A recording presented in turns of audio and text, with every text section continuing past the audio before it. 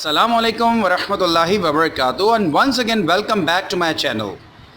Today in this video we are going to discuss collocations with do. You may be wondering what collocation is. अपनी last video में मैंने आपको बताया था कि collocation क्या होता है. चलें एक मरतबा फिर इसको रिवाइज कर लेते हैं कि collocation होता क्या है. Collocation is a combination of two or more words used together in a way that sounds correct. In other definition, collocation is a regular use of some words or phrases together. यानी कि हमारी रोज़मर्रा की बातचीत में कभी कभी हम दो या तीन वर्ड्स का अमूमन एक साथ इस्तेमाल करते हैं और वो दो वर्ड्स या तीन वर्ड्स हमेशा एक साथ आते हैं और उनका इसी तरीके से इस्तेमाल हमारी लिंग्विस्टिक्स में सही समझा जाता है. इस वर्ड या फ्रेज का एक साथ इस्तेमाल करना कॉलोकेशन कहलाता है. और आज की इस कॉलोकेशन की वीडियो में हम डू की कॉलोकेशन सीखने वाले हैं.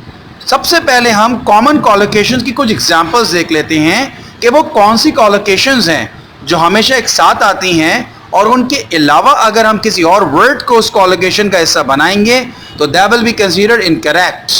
Here you are with some examples on your screens. We make an effort but we do not do an effort. हम an effort के साथ make को verb के तौर पे यूज़ करते हैं जबकि हम do an effort नहीं कह सकते. इसी तरह people make a mistake not do a mistake. तो a mistake के साथ भी हम make verb के तौर पे यूज़ करते हैं, हम do को verb के तौर पे यूज़ नहीं करते. We should make an appointment. We should not take an appointment. यानी अपॉइंटमेंट के साथ भी मेक का इस्तेमाल किया जाता है, डू का इस्तेमाल नहीं किया जाता. So these are the common examples. Let's go through some more examples. We answer the door bell not respond the door bell. People are having great fun not having big fun. देख सकते हैं कि fun के साथ great का word आता है, big का वर्ड नहीं इस्तेमाल किया जाता. जबकि सारा will hold a party not celebrate a party. Party को होल्ड किया जाता है, सेलिब्रेट नहीं किया जाता.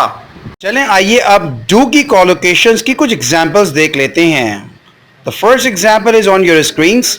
Do the dishes which means wash the dishes और इसकी उर्दू में मीनिंग होती है बर्तन धोना. Sara has been doing the dishes for an hour. Sara एक घंटे से बर्तन धो रही है.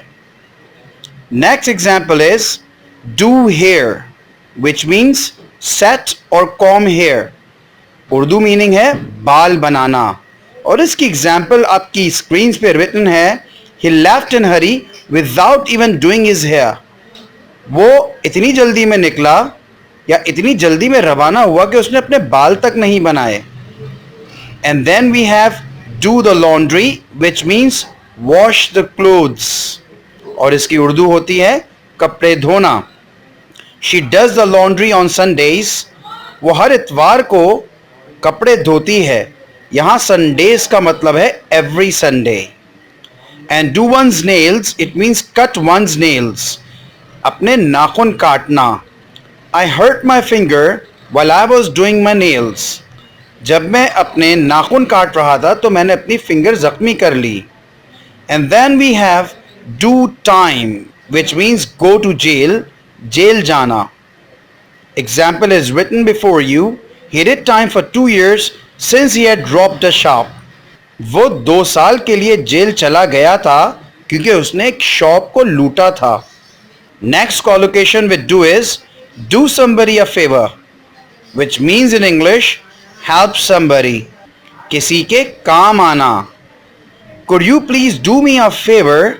क्या तुम मेरे काम आ सकते हो, यानी कि क्या तुम मेरा एक काम कर सकते हो. And the next collocation is do the shopping which means buy something और इसकी उर्दू में मीनिंग होती है खरीदारी करना. I have to do shopping for party tomorrow. मुझे कल की पार्टी के लिए शॉपिंग करनी है. Do makeup which means put on cosmetics और इसकी उर्दू है मेकअप करना. It took her an hour to do makeup. उसे मेकअप करने में 1 घंटा लगा.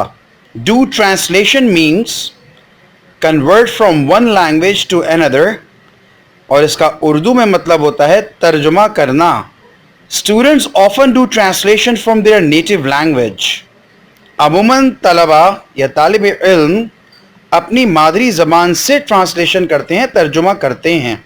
Do a task which means perform a job, काम करना। I can not join you, I have to do a task.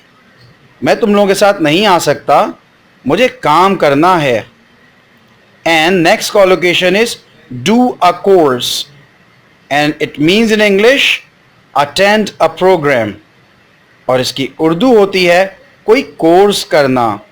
She did English language course before coming to UK to do studies. उसने पढ़ाई के लिए UK आने से पहले English language course किया। And do exercise, train physically, यानी वर्जिश करना।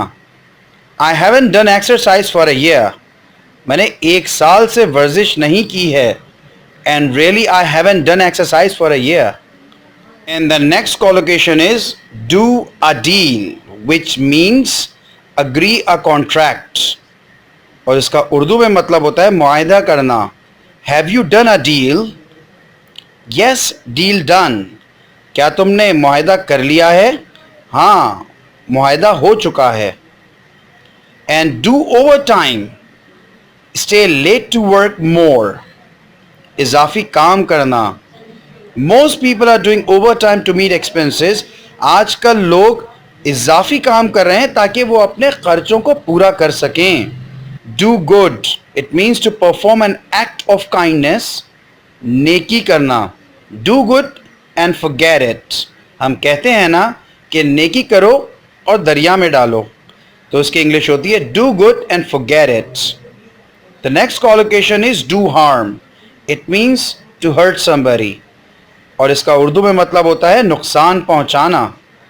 आई won't do harm to you, मैं तुम्हें कोई नुकसान नहीं पहुंचाऊंगा। And do nothing means sit idle, और the next meaning is ignore. इस डू नथिंग की 2 मीनिंग्स होती हैं, एक तो होती है फारिग रहना और एक होती है मीनिंग तवज्जो ना देना।